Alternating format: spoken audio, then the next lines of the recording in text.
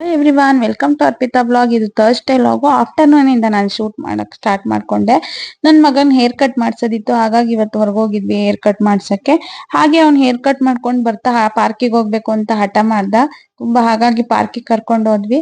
ಅವರು ಮಕ್ಳುಗಳು ಹೇಳಿದ್ ಮಾತ್ ಕೇಳ್ತಾರೋ ಇಲ್ವೋ ಗೊತ್ತಿಲ್ಲ, ಆದ್ರೆ ನಾವ್ ಮಾತ್ರ ಅವ್ರು ಹೇಳಿದ್ ಮಾತ್ ಕೇಳಲೇಬೇಕು. ಇಲ್ಲ ಅಂದ್ರೆ ರೋಡಲ್ಲೇ ಎಳಕ್ ಸ್ಟಾರ್ಟ್ ಮಾಡ್ಬಿಡ್ತಾರೆ ಎಲ್ಲರ ಮುಂದೆ, ಪಬ್ಲಿಕ್ ಅಲ್ಲಿ. ನಮಗೆ ಒಂಥರ ಅನ್ಸಿ ಅವ್ರು ಹೇಳಿದ್ ಕೇಳ್ಬಿಡ್ಬೇಕು, ಆ ರೀತಿ ಮಾಡ್ಬಿಡ್ತಾರೆ. ಚಿಕ್ಕವ್ರು ಇರ್ಬೇಕಾದ್ರೆ ಮನೆ ಒಳಗಡೆ ಹೇರ್ ಕಟ್ ಮಾಡಿಸ್ಕೊಂಡು ಹೋಗ್ತಿದ್ರೆ ಬೈದ್ ಬಿಡೋರು, ಸ್ನಾನ ಮಾಡೇ ಒಳಗಡೆ ಬನ್ನಿ ಅಂತ ಹೇಳೋರು.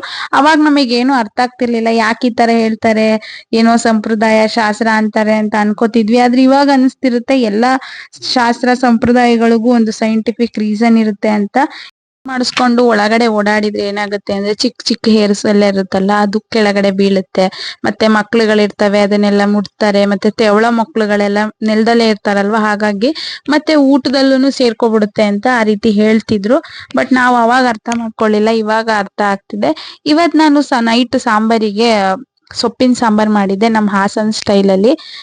ಯೂಸ್ ಮಾಡೋದ್ರಿಂದ ನಮಗೆ ತುಂಬಾ ಬೆನಿಫಿಟ್ಸ್ ಇದೆ. ಇದರಲ್ಲಿ ಐರನ್, ಮಿನರಲ್ಸ್, ಫೈಬರ್ಸ್ ಎಲ್ಲಾ ಸಿಗುತ್ತೆ. ಹಾಗಾಗಿ ವಾರಕ್ಕೆ ಅಟ್ಲೀಸ್ಟ್ ಒಂದ್ಸಲ ಅಥವಾ 2 ಸಲನಾದ್ರೂ ನಾವು ಸೊಪ್ಪನ್ನ ಯೂಸ್ ಮಾಡ್ಬೇಕು. ಸಾಂಬಾರಿಗೆ ಎಲ್ಲಾ ತರದ ಸೊಪ್ಪುಗಳನ್ನ ಯೂಸ್ ಮಾಡಿನೇ ಮಾಡೋದು.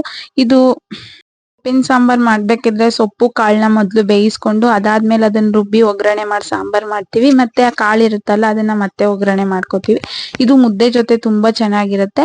ಇದ್ರದ್ದು ಕಂಪ್ಲೀಟ್ ವಿಡಿಯೋನ ನಾನು ಯೂಟ್ಯೂಬ್ ಅಲ್ಲಿ ಅಪ್ಲೋಡ್ ಮಾಡಿದೀನಿ, ಚೆಕ್ ಮಾಡಿ ನೋಡಿ.